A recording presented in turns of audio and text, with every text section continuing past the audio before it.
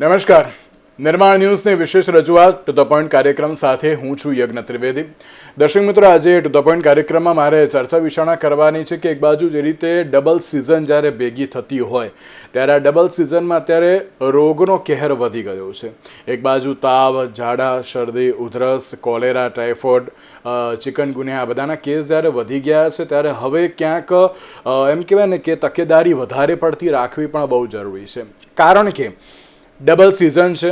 Double સિઝનમાં પણ જ્યારે શિયાળો આવતો હોય ત્યારે શિયાળામાં અત્યારે તો શરદી અને ખાંસી એ ક્યાંક અત્યારે નોર્મલ જોવા મળતું જ હોય છે ઘણા બધા વ્યક્તિઓને, પણ તે ક્યાંક વધી જતું હોય છે. ક્રિટિકલ પોઝિશનમાં ક્યારે પહોંચી જતું હોય છે એ અત્યારે ખબર નથી પડતી. એ લોકો માત્ર એમ જ સમજતા હોય છે કે આ તો નોર્મલ જ છે, 3 દિવસની ખાંસી, 3 દિવસમાં દવા લઈશું અને એમાં પણ પેલી અમુક લખેલી જે દવાઓ હોય ઘરની કે ના આટલી લઈશું ને આટલામાં અત્યારે તો સોલ્યુશન આવી જશે, ડૉક્ટર પાસે જવાની કોઈ જરૂર નથી, એવું ક્યાંક વિચારીને ઘરે રહેતા હોય છે. પછી 3જા દિવસથી 4થા દિવસ પર જ્યારે જતા હોય છે તો ત્યારે ખબર પડતી હોય છે કે ના હવે તો અત્યારે કોઈકને મળવું જ પડશે, એમને હવે નહીં ચાલે. પછી ક્યાંક ડૉક્ટરની ટ્રીટમેન્ટ જે શરૂ થતી હોય છે, ડૉક્ટર પણ પહેલાંથી એમ કહેતા હોય છે કે જો તમને માઇનોર અત્યારે કંઈ પણ થતું હોય તો તમે પહેલાં અમારી જોડે આવો, તમે ઘરે અત્યારે તો કોઈ પણ પ્રકારની ટ્રીટમેન્ટ ના કરો. કારણ કે જો થોડોક સમય પણ અત્યારે લેટ થઈ જાય તો ટ્રીટમેન્ટ વધારવી પડે, ક્યાંક તમને પણ અત્યારે તો પ્રોબ્લેમ થઈ શકે તેવી પણ બાબત સામે આવતી હોય છે. ત્યારે આજે પણ જે ઘણા બધા વ્યક્તિઓ એમ કહેતા હોય છે કે ના અત્યારની જે આ પરિસ્થિતિ છે તેમાં હવે કેવી રીતનું ધ્યાન રાખવું, શું રાખવું, કેવી રીતે, એ બધી બાબતો અત્યારે જોવા તો મળતી હોય છે. પણ તેની સાથે આપ સૌને ફરી એકવાર નમ્ર વિનંતી કરું છું કે જો કંઈ પણ થયું હોય તો તમે તમારા ફેમિલી ફિઝિશિયન કે પછી આયુર્વેદના જે પણ કોઈ અત્યારે ફેમિલી ડૉક્ટરને તમે પહેલાં મળો અને એમનાથી અત્યારે સલાહ સૂચન લઈને પછી આગળ વધો. જ્યારે અત્યારે જે પ્રમાણે રોગોના કેસ જે સતત વધી રહ્યા છે, આજે આપણે તેની ઉપર ચર્ચા વિચારણા કરવી છે અને ચર્ચા વિચારણા કરવા માટે અમારી સાથે જોડાઈ ગયા છે ડૉક્ટર પાર્થિવ પટેલ કે જે એમડી ફિઝિશિયન છે. સાથે વૈદ્ય દ્રષ્ટિ ખાનવિલકર આપણી સાથે જોડી ગયા છે કે જેઓ BAMS અને MDM જેમણે કરેલું છે અને આયુર્વેદના નિષ્ણાત પણ છે. આ બંનેનું સૌથી પહેલાં તો સ્વાગત છે. પાર્થિવભાઈ, શરૂઆત મારે આપનાથી કરવી છે. જે પ્રમાણે અત્યારે સતત જે કેસ અત્યારે તો વરસી રહ્યા છે, એક બાજુ ક્યાંક એમ કહેવાય ને કે કમોસમી વરસાદ તો વરસ્યો, કમોસમી વરસાદ પછી અત્યારે તો એમ કહેવાય ને કે જે મચ્છરજન્ય રોગચાળો તેના કારણે વધ્યો, પાણીજન્ય રોગચાળો પણ તેના કારણે વધ્યો, હવે ક્યાંક શિયાળો આવ્યો અને શિયાળામાં અત્યારે તો ક્યાંક જે શરદી અને ખાંસી નોર્મલ અત્યારે તો જે જોવા મળતું હોય છે ને તેમાં પણ ક્યાંક અત્યારે જે વધારો થયો અને પછી એમ કહેવાય ને કે ક્યાંક ક્રિટિકલ પોઝિશનમાં પહોંચી જાય જે ખબર નથી હોતી. ત્યારે અત્યારના સમયમાં જે પ્રમાણે જે અલગ રોગમાં જે વધારો થયો છે, સૌથી પહેલાં આપ તેને કઈ રીતે જોઈ રહ્યા છો? જે આ પ્રકારની બીમારી હોય છે એને અમારી સાયન્ટિફિક કોમ્બિનેશન કહેવાય છે, એજન્ટ, હોસ્ટ અને એન્વાયરમેન્ટ. એની અંદર એજન્ટ ફેક્ટર, હોસ્ટ ફેક્ટર અને એન્વાયરમેન્ટલ ફેક્ટર, આમ 3 ફેક્ટર કામ કરતા હોય છે આ પ્રકારની બીમારીઓ ફેલાવવા માટે. એમાં એજન્ટ ફેક્ટર હોય છે એ છે જંતુ, વાયરસ, કે ભાઈ પર્ટિક્યુલર સિઝનની અંદર કોઈ પર્ટિક્યુલર વાયરલને વધારે મલ્ટિપ્લિકેશન માટે સુટેબલ રહે એવું એટમોસ્ફિયર પેદા થાય ત્યારે એજન્ટ છે એ એક્ટિવ થઈ જાય છે. પહેલા એ ડોર્મન્ટ સ્ટેજમાં હોય, એટલો બધો વિરુલન્ટ ન હોય, પણ એ મ્યુટેશન થઈને એમાં વિરુલન્સ આવી જાય છે. પછી હોય છે હોસ્ટ ફેક્ટર, મતલબ કે જે આપણે લોકો છીએ, હોસ્ટ છીએ એના માટે. તો આપણા લોકોની જે ખોરાક ખાણીપીણી છે એ પાર્ટી પ્રસંગોમાં ઉજાગરા થવા, ટોળામાં એકબીજાને મળવું અને ખોરાક રેડીમેડ બનવો અને ન્યુટ્રિશન વગરનો વાસી ખોરાક આપણે જમવો, આ બધા આપણા હોસ્ટ ફેક્ટર છે જે આપણી ઇમ્યુનિટીને કોમ્પ્રોમાઇઝ કરે છે અને આપણને એક્સપોઝર વધારે છે. અને ત્રીજું મેં સમજાવ્યું હતું એમ એન્વાયરમેન્ટ, કે મતલબ કે અત્યારની જે સિઝન છે એ પર્ટિક્યુલર અમુક પ્રકારના જંતુને વધારે સૂટ થતી હોય. તો આ 3 વસ્તુનું કોમ્બિનેશન થાય ત્યારે આ પ્રકારની બીમારીઓનો ઉપદ્રવ વધી જતો હોય છે. બિલકુલ. અને જે પ્રમાણે અત્યારે તો કેસ સતત વધી રહ્યા છે, વધુ એક સવાલ હજુ પણ પાર્થિવભાઈ આપને પૂછી લો, ક્રિટિકલ કેસ ક્યારે બની જતો હોય છે? કારણ કે મેં હમણાં જોયું કે શરદી ખાંસી તો અત્યારે નોર્મલ ક્યાંક જોવા મળતા જ હોય છે ઘણા બધા વ્યક્તિઓને, કારણ કે સવારે અત્યારે ટ્રાવેલિંગ કરવાનું ને એ બધી જે પરિસ્થિતિ જોવા મળતી હોય તેના કારણે, પણ ક્રિટિકલ કેસ ક્યારે બની જતો હોય છે? ક્રિટિકલ કેસ કોઈ મેજર મ્યુટેશન આવે છે વાયરસના સ્ટ્રક્ચરમાં ત્યારે એ વાયરસ છે ક્રિટિકલ બની જતો હોય છે. મતલબ કે જે આપણે અગાઉ જોયું હતું સિઝનમાં, કોવિડ છે વાયરસ છે, સ્વાઇન ફ્લૂનો વાયરસ છે, એવા પ્રકારે ઇન્ફ્લુએન્ઝાના જે વાયરસ હોય છે કે જે પોતાના મ્યુટેશન દ્વારા વધારે વિરુદ્ધ બની જાય તો ક્રિટિકલ સિચ્યુએશન થતી હોય છે. અને બીજું હોય છે આપણે આ જે લોકો રિસ્ક ફેક્ટર વાળી ગ્રુપના વ્યક્તિઓ છે કે જે ડાયાબિટીસ વાળા હોય, ઓલ્ડ એજ હોય, જેના ફેફસા પહેલેથી જ બ્રોન્કિટિસ, અસ્થમા, સીઓપીડી વગેરેના કારણે નબળા પડેલા છે, એ બધી વ્યક્તિઓને જે સામાન્ય ઇન્ફેક્શન નાક અને ગળા સુધી લિમિટમાં રહેવાની બદલે ફેફસા સુધી પહોંચી જાય અને ફેફસું ડેમેજ થાય અને દર્દી છે ક્રિટિકલ થઈ જતો હોય છે. એટલે જે ક્રિટિકલ થવું છે એ કોમન વસ્તુ નથી, પરંતુ એ વોચ રાખવી જરૂરી છે કે ભાઈ આપણે કેટલાક પ્રકારના દર્દીઓમાં વધારે ક્રિટિકલ થાય છે. હજુ બી એ એકદમ નોર્મલ હેલ્ધી વ્યક્તિઓમાં ક્રિટિકલ થઈ જાય એવો પેન્ડેમિક કે એપિડેમિક હજી ન કહી શકાય. બિલકુલ બિલકુલ.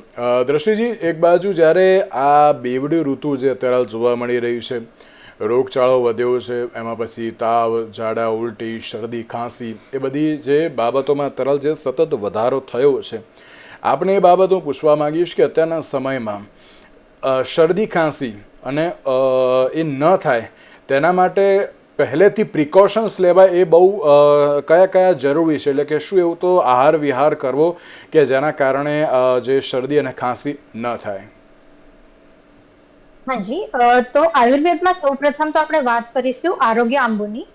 આરોગ્ય આંબુ જે છે એ ભાવ પ્રકાશ સંહિતાની અંદર દર્શાવેલું એક છે. આરોગ્ય આંબુ એટલે શું? તો લોકો બહુ સરળતાથી એમ કહી દેતા હોઈએ છે કે પાણીને તમે ઉકાળીને પીવું તો એ સુપાચ્ય થઈ જતું હોય છે. પણ શાસ્ત્રોક્ત પદ્ધતિના રીતે આપણે જોઈશે તો જે પાણી છે એને આપણે 50% જેટલું ઉકાળીને પછી એનું ગ્રહણ કરવામાં આવે તો આપણા શરીરના જે 3 દોષો છે, વાત, પિત્ત અને કફ, તો એ ત્રણેયને એ નિયંત્રણની અંદર રાખતું હોય છે. એટલે વાયુનું એ સરળ પ્રકારથી અનુલોમન કરી દેતું હોય છે, પિત્તનું એ પરિપાલન ખૂબ સરળ રીતે કરે છે અને કફ જે વધેલો હોય છે એનું બહુ જ સરળ રીતે શોષણ કરી લેતું હોય છે. તો આ એક સૌ પ્રથમ વસ્તુ હું ધ્યાન દોરીશ બધાનું કે ખાલી પાણી ઉકાળીને પીવું એના કરતા તમે એને અડધું ઉકાળી લો, અને જો તમે એને ચોથા ભાગનો ઉકાળીને પીવો તો એ ખૂબ જ સરળતાથી આપણા શરીરની અંદર બધા જ મળો લઈ અને એને દૂર કરવામાં મદદરૂપ થાય છે. બીજું આપણે જે બદલતી ઋતુની વાત કરી તો આને ઋતુ સંધિ કહી શકીએ આપણે કે શરદ ઋતુ ગઈ અને હેમંત ઋતુનું આગમન. તો આયુર્વેદ પ્રમાણે શરદ ઋતુની અંદર પિત્ત ઓછો ઘટતો હોય છે. હજી પિત્ત પૂર્ણ રીતે ઘટ્યો નથી અને કફનો સંચય શરૂ થઈ ગયો છે. આ આપણે ઋતુ સંધિની વાત કરીએ તો એની અંદર આપણે આમળા લઈ શકીએ. આમળાનો રસ નથી લેવાનો, એ આપણને પાચન શક્તિમાં તકલીફ કરી શકે, એટલે આપણે આમળા ચાવીને કહી શકીએ છીએ. બીજા જે આપણે પાક હોય છે, વસાણા હોય છે, ગુંદર પાક હોય છે, એ બધાનો ધીરે ધીરે આપણા દિનચર્યાની અંદર ઉમેરો કરી શકીએ છીએ. પછી આપણે આદુની ચા લઈ શકીએ છીએ, અને કોફી લેવી હોય તો જે કોફી મળતી હોય છે બજારમાં એ ન લઈ અને મેથીની કોફી, એટલે મેથી દાણા જે હોય છે એને તમે શેકી કાઢી અને પછી એનો પાવડર કરી એની અંદર પાણી અને દૂધ ઉમેરી જે રીતે આપણે કોફી બનાવતા હોઈએ છીએ એ જ રીતે આપણે એને લેવામાં આવે તો ખૂબ સરળતાથી એ આપણને આ બધા રોગોથી દૂર રાખી શકે છે. ઓકે. દર્શક મિત્રો, એક બાબત હું હજુ પણ કહેવા માગું છું ફરી એકવાર આ જે જગ્યા ઉપરથી કે દરેક લોકોને ઘરે બહુ ડૉક્ટર બનવાનો ઈચ્છા હોય છે, પણ મહેરબાની કરીને ના બનતા. જે આપણા બધા ડૉક્ટર્સ આપણી જાડે જે પેનલમાં પણ અત્યારે હાલ તો જે ઉપસ્થિત છે અને બીજા અન્ય પણ જે ડૉક્ટરો છે બહુ મહેનત કરીને ડિગ્રી લીધી છે, એટલે મહેરબાની કરીને પહેલાં એમનું જ માનજો, પછી જ અત્યારે હાલ તો જે જાતે ડૉક્ટર બનજો. પાર્થિવભાઈ, એક બાબત અત્યારે જે જોવા મળી રહી છે, સ્પેસિફિક હું વાત કરું છું રાજકોટની. રાજકોટમાં સતત કેસ વધી ગયા છે અત્યારે. ક્યાંક જે એમ કહેવાય ને કે પાણી જે કોઈ પણ જગ્યાએ ભરાયેલું હોય તેમાં પણ અત્યારે તો જે મચ્છરોનો ઉપદ્રવને કારણે આ બધા જે કેસ વધ્યા છે, તાવના પણ કેસ અત્યારે તો વધ્યા છે. અને પાર્થિવભાઈ, એક બહુ મહત્ત્વનો પ્રશ્ન, મેલેરિયા અને ઝેરી મેલેરિયા એ બંનેના કેસ જોવા મળે. ઝેરી મેલેરિયા માત્ર 1 કે 2 છે, પણ એ બંનેમાં અત્યારે તો અંતર કઈ રીતનું, કઈ રીતે એને ઝેરી મેલેરિયા એમ કહી શકાય?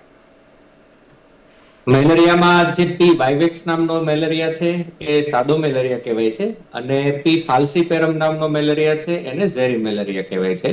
અને જે પી વાઇવેક્સ જે સાદો મેલેરિયા છે એની પ્રકૃતિ એવી છે કે એ સ્લોલી મલ્ટીપ્લાય કરે છે. એટલે ઇનિશિયલ દિવસોમાં એકાત્રે તાવ આવતો હોય છે અને પછી જેમ જેમ એની ક્વોન્ટિટી શરીરમાં વધતી જાય છે એમ એની ફ્રીક્વન્સી છે વધતી જાય અને પછી દર્દી વધારે બીમાર પડતો હોય છે. અને અમુક દિવસો સુધી દર્દી છે એને રિપોર્ટ્સમાં ન પકડાય અને જાણ બહાર રહે તો થોડા દિવસો પછી ધીરે ધીરે એને કમળો થવો કે માથું દુખવું વગેરે થતું હોય છે. અને જનરલી ત્યાં સુધીમાં એ નિદાન થઈ જતું હોય છે. ડોક્ટર પાસે જઈને દર્દી દવા લઈને એનું ટ્રીટમેન્ટ થઈ જતી હોય છે. એટલે મોટા ભાગે PYX વાળા દર્દી છે એ સિરિયસ સ્ટેજમાં પહોંચે એ પહેલા ડોક્ટરો દ્વારા એની ટ્રીટમેન્ટ થઈ જતી હોય છે. ફાલ્સીપેરમ અને જે ઝેરી મેલેરિયા છે એ મેલેરિયાની પ્રકૃતિ એવી છે કે એ ખૂબ જ ઝડપથી દોડાતો હોય છે અને એની ઇફેક્ટ શરીરમાં વધારે ઝડપથી ફેલાતી હોય છે. અને એનાથી લોહી ભાંગી જવું અને એને લીધે કમળો થઈ જવો, લોહીના ટકા ઉડી જવા, પ્લેટલેટ્સ ખૂબ વધારે ડાઉન થઈ જવા, કિડની વધારે જલ્દી ડેમેજ થઈ જવી અને પેશાબ બંધ થઈ જવો, શ્વાસ ચડી જવો, ફેફસા ઉપર ARDS નો સોજો આવી જવો, બ્લડ પ્રેશર એકદમ લો ડાઉન થઈ જવું, માથા ઉપર મગજ ઉપર મેલેરિયાની અસર થઈ જવી, કોમામાં ચાલ્યું જવું, ખેંચ આવી જવી, આવી અનેક તકલીફો ઝેરી મેલેરિયામાં વધારે ફ્રીક્વન્સીથી અને ઝડપથી જોવા મળે છે. મતલબ કે સાદો મેલેરિયા જો નિદાન ન થયું અને 4-5 દિવસ થી નીકળી ગયા તો દર્દી હજી એટલો બધો ગંભીર રીતે બીમાર નહીં પડ્યો હોય. પરંતુ ઝેરી મેલેરિયાનો દર્દી છે જો 2-3 દિવસથી વધારે ટ્રીટમેન્ટ ડિલે થઈ ગઈ નિદાન વગર તો એ દર્દી છે વધારે મુસીબતમાં મુકાઈ જતો હોય છે. એટલે આવી રીતે ઝેરી મેલેરિયા અને સાદા મેલેરિયાની એક બીમારીની તીવ્રતાનો ફરક છે. બીજો ફરક છે ટ્રીટમેન્ટમાં. ટ્રીટમેન્ટમાં એવું છે કે સાદો મેલેરિયા ભલે સ્લોલી બેવડાય છે પણ એના અમુક જમ્સ છે એ લીવરમાં સ્ટોરેજમાં રહી જતા હોય છે. એટલે દર્દી 3 દિવસની કે 4-5 દિવસની ટ્રીટમેન્ટ લે સાદા મેલેરિયાની તો તાવ મટી જાય, બ્લડમાંથી જંતુ મરી જાય છે. પણ લીવરમાં એના જે બાકી રહેલા જે એક્સ હોય એ છે એ અમુક દિવસો કે અમુક મહિનાઓ પછી પાછા મલ્ટીપ્લાય થઈને ઉથલો કરતા હોય છે સાદા મેલેરિયામાં. તો એમાં પહેલા 2-3 દિવસના કોર્સને સારું થઈ જવા છતાં બીજા 14 દિવસનો કોર્સ છે રેડિકલ ટ્રીટમેન્ટનો એ ખાસ લેવો પડે છે, જે દર્દીઓ ચૂકી જતા હોય છે. અને જે સ્થાનિક પ્રશાસનના માણસો છે પાછળ ઘરે જઈ કેસ ટ્રેસ કરી અને ખાસ લેવાનું કહેતા હોય છે. પરંતુ તાવ મટી જવા છતાં 14 દિવસ માટે ડેઈલી ટેબ્લેટ લેવું લોકોને ઝડપથી ધગશ નથી હોતી અને અધૂરો છોડે તો એમાં ઉથલો વધારે લાગતો હોય છે. જ્યારે ઝેરી મેલેરિયા છે 5-7 દિવસની ટ્રીટમેન્ટ પછી સારું થઈ જાય તો એમાં આ સ્ટેજ આવવાની સંભાવના ઓછી હોય છે. ઓકે, બિલકુલ. એટલે અત્યારે મહેરબાની કરીને હું દરેકને કહેવા માગું છું કે જ્યારે કંઈ પણ અત્યારે થતું હોય તો પહેલાં ડૉક્ટરની સલાહ લેજો. માત્ર આ જે નોર્મલ અત્યારે થયું છે એવું કંઈ અત્યારે તો ના સમજતા, કારણ કે હમણાં જે પ્રમાણે કેસ વધી રહ્યા છે અને ક્યાંક હું ખોટો હું તો પાર્થિવભાઈ કરેક્ટ કરજો, પણ એમ કહેવાય ને કે અત્યારે ખબર જ નથી પડતી વ્યક્તિને શું થયું હોય છે. શરદી થઈ જાય, પછી ખાંસી, પછી ડાયરેક્ટ તાવ આવી જાય, પછી પાછો અત્યારે તો એમ કહેવાય ને નોર્મલ થઈ પણ જતા હોય છે 1 કે 2 દિવસ માટે કે બધું જ અત્યારે જેમ કહેવાય ને કે હવે બધું મટી ગયું તેવું લાગતું હોય છે ને પછી પાછું જે ઉથલો મારે છે એ ક્યાંક અત્યારે એમ કહેવાય ને કે બહુ ક્રિટિકલ સિચ્યુએશન લાવી દેતો હોય છે. એ પ્રમાણેની પરિસ્થિતિ પણ જોવા મળતી હોય છે. એટલે મહેરબાની કરીને બધા પોતપોતાના જે ફેમિલી ડૉક્ટર છે એમની સલાહ લેજો. દ્રષ્ટિજી, એક બાબત એ પણ આપને પૂછવા માંગીશ કે અત્યારના સમયમાં બાળકો અને વૃદ્ધોએ ખાસ કેવી રીતની તકેદારીના પગલાં લેવા એ બહુ જરૂરી છે. જરૂરથી. જે બી તમે આરોગ્ય આંબોની વાત કરી એ આરોગ્ય આંબો આપણે બધા જ એજ ગ્રુપ માટેનું ખૂબ સરળ ઉપાય મેં તમને કહી દીધો. તો એ વસ્તુ તો આપણે કરીશું જ, પણ એના ઇતર આપણે શું ધ્યાન રાખીશું તો સ્વેદન. આયુર્વેદમાં એક સ્વેદનનો આયામ છે. તો સ્વેદન એટલે કે શું? તો હૂંફ આપવી કે ગરમાવટ આપવી માણસને. ને જ્યારે બાળકોની વાત કરીએ તો આપણે હસ્તસ્વેદન આપતા હોઈએ છીએ. હસ્તસ્વેદન એટલે કે આપણે આપણા હાથને જ ગરમ કરી અને એનો જેટલી ગરમાવટ હાથ પર આવી ગઈ છે એ જ આપણે બાળકને છાતી ઉપર અને એ રીતે રાખીએ તો એની અંદર ગરમાવટ રહેશે. હેમંત ઋતુમાં જે પણ ઠંડકનો અનુભવ થાય છે આજુબાજુ અને ઠંડક શરીરની અંદર પેસી જવાથી જે બધા રોગો થાય છે એની અંદર એ ખૂબ જ સરળતાથી આપણને પ્રોટેક્શન કરી શકે છે. અને જો થોડાક મોટા બાળકો હોય તો એને સૂર્યકિરણના તાપ સવારનો જે કૂણો તડકો હોય એની અંદર બેસાડવું, પણ એને એક વિશેષ ધ્યાન રાખવું કે ધાબળો ઓળાઈ અને પછી બેસાડવું. અને આપણે વૃદ્ધોની વાત કરીએ તો વૃદ્ધોને પણ આરોગ્ય આંબો ખૂબ સરળતાથી આપી શકીએ છીએ અને એ સુપાચ્ય થઈ લઘુ આહાર થઈ અને આખા શરીરના મળોને દૂર કરવામાં ખૂબ જ મદદરૂપ નીવડે છે. અને વૃદ્ધો માટે આપણે એટલું ધ્યાન રાખી શકીએ કે જ્યારે તાપણામાં બેસતા હોઈએ ત્યારે એ કશુંક ઓઢીને વગેરે બેસે તો એમની માટે વધારે સરળતાથી એ મદદરૂપ નીવડે છે. વૃદ્ધો માટે એક વધુ સારી એક બાબત હું જણાવીશ. પાન ખાઈ શકે છે. જેઠીમધ જે આવે છે, જેઠીમધ અને મધ આ બેનો લેપ કરી, જે આપણું નાગરવેલનું પાન હોય, એ રોજ સવારે એક પાન ચાવી જવાથી જેટલો પણ સંચય થનાર, આ ઋતુને ધ્યાનમાં રાખીને સંચય થનાર કફ છે એ ખૂબ જ સરળતાથી એના નિયમનમાં આવી જાય છે. તો એના લીધે કોઈ પણ થતા રોગો આપણે અટકાવી શકીએ છીએ. બિલકુલ બિલકુલ. અને એક બાબત હું આપણે એ પણ પૂછવા માંગીશ કે આપણે તમે વૃદ્ધોને એમની તો વાત કરી, પણ તેની સાથે ઘણા બધા વ્યક્તિઓને એવું હોય છે કે ના શરદીનો કોઠો હોય છે, એવું બધા કહેતા હોય છે કે ના પેલું કહે ને કે ડબલ સિઝન થતી હોય એટલે અમને શરદી થઈ જ જાય, ખાંસી આવી જ જતી હોય છે. એ બધા વ્યક્તિઓ ખાસ કેવી રીતના અત્યારે તો તકેદારીના પગલાં લેવા એ બહુ જરૂરી છે. એ લોકો માટે પણ પાન ખાવું ખૂબ જ સરળરૂપ બની જતું હોય છે, કેમ કે કફનો જે ગુણ છે એ સ્થિર છે, સ્નિગ્ધ છે. તો પાન જે છે એ તમે ચાવશો તો એ આ જે સ્થિર ગુણ છે કફનો એને વિલયમાન કરી એને એના રીતે મળના રૂપે જ સંડાસ અને પેશાબ દ્વારા એ બહાર કાઢી નાખે છે. એટલે પાન એ ખૂબ સરળ રસ્તો થઈ ગયો. અને બીજું જે આપણે પાક લેતા હોઈએ છીએ આ ઋતુની અંદર, વસાણા છે, ગુંદર પાક છે, મેથી પાક છે, આ બધી વસ્તુઓનો દિનચર્યાની અંદર સવારમાં જ આપણે સૂર્ય હોય એટલે 12 થી 2 ની વચ્ચે જો આનું આપણે સેવન કરીએ તો ખૂબ જ સરળતાથી એની તરફ આપણને રક્ષણ મળી શકે. બિલકુલ બિલકુલ. પાર્થિવભાઈ, મેં જે રીતે કહ્યું ને કે 2 દિવસ તાવ અને શરદી જોવા મળતો હોય છે, પછી ક્યાંક અત્યારે એવું લાગે છે કે ક્યાંક ક્યોર થઈ ગયા છે અને પછી ક્યાંક સિચ્યુએશન ક્રિટિકલ બનતી હોય છે, એ કયા કારણોસર થતું હોય છે? એનું રીઝન હોય છે કે મૂળ બીમારીનો જે જંતુ વાયરસ જે છે એ જ્યારે નવો શરીરમાં પ્રવેશે છે ત્યારે એનું એક પ્રોડ્રોમ ફેઝ હોય છે કે જ્યારે બ્લડની અંદર સર્ક્યુલેટ થઈને આખા શરીરમાં તમામ અંગોની અંદર થોડી એ સોજો લાવે અને આપણને તાવ આવે અને શરીરમાં ભાંગ તૂટ વગેરે ફીલ થતું હોય. પછી આપણી ઇમ્યુન સિસ્ટમ છે એને બ્લડમાંથી થોડું ક્લિયર કરી નાખે છે અને બ્લડમાંથી જંતુ સાફ થઈ જાય. પછી એ જંતુ છે વાયરસ એ નાકની અંદરની ચામડીમાં, ગળાની ચામડીમાં અને શ્વાસ નળીઓની અંદરની જે મ્યુકસ મેમ્બ્રેનની ચામડી હોય છે ત્યાં એ ઇન્વેટ કરી લે છે.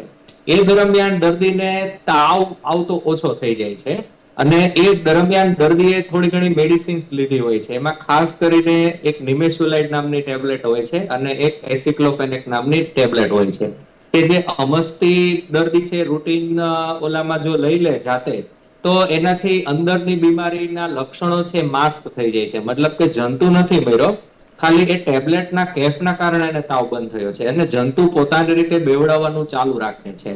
એ જંતુ વાયરસ વાળું હોય તો એ નાકમાં, ગળામાં સોજો વધારતું જાય છે, શ્વાસ નળીમાં, ફેફસામાં સોજો વધારતો જાય છે.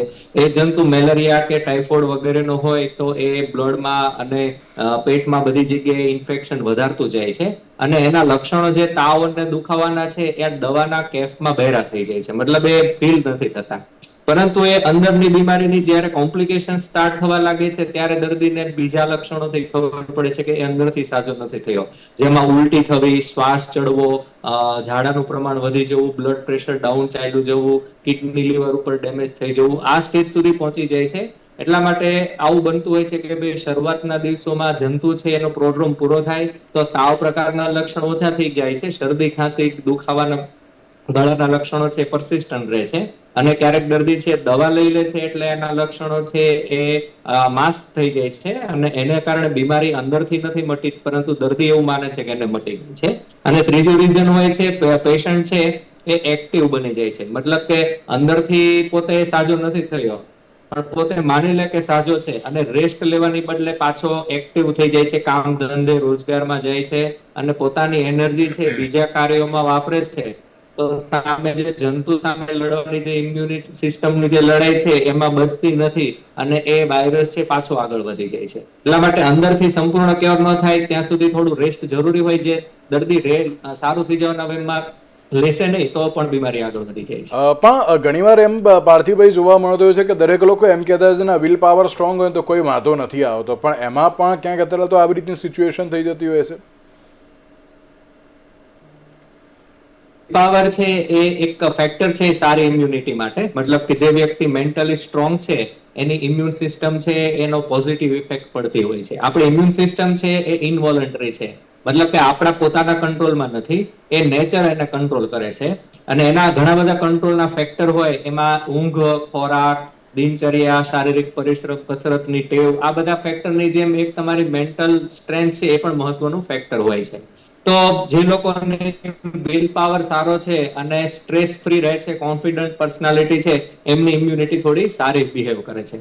પરંતુ એ એકમાત્ર ફેક્ટર જરૂરી નથી બીમારીમાંથી બહાર આવવા માટે. એટલે ક્યારેક જો એજન્ટ ફેક્ટર છે એ વધારે સિવિયર હોય તો હોસ્ટ ફેક્ટર એને કાઉન્ટર નહીં કરી શકે, ઇમ્યુન સિસ્ટમ નહીં કરી શકે, તો ઓવર કોન્ફિડન્સમાં બીમારી વધારે આગળ વધી જઈ શકે છે. એટલે જો તમને એવું લાગે કે તમે રૂટીનલી જે રીતે સાદા શરદી ખાંસીમાં જાતે ઘરે સાજા થઈ જાઓ છો એ પ્રકારે આ વખતે બિહેવ નથી થતી બીમારી, તો તમારે ચોક્કસથી એના ડોક્ટરના સલાહ મુજબના પગલા લેવા જોઈએ. ઓવર કોન્ફિડન્સમાં વધારે વેઇટ કરવું જોઈએ નહીં. બિલકુલ બિલકુલ સાચી વાત છે.